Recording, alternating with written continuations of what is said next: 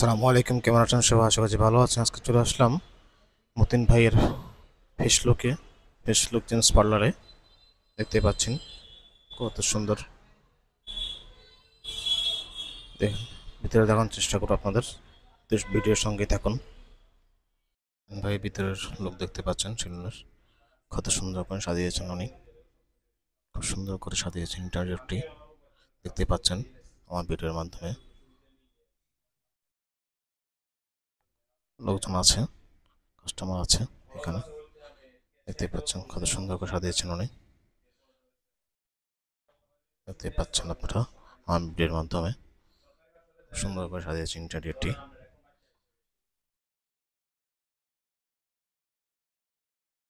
Customer আছে।